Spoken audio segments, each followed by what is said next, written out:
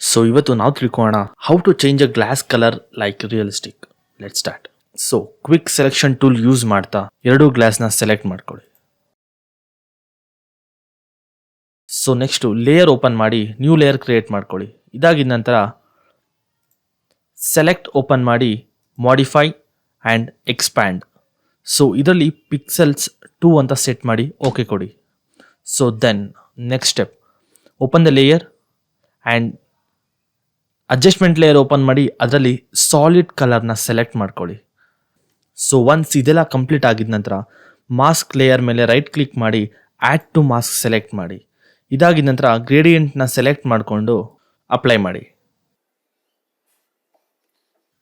So here we are done with this.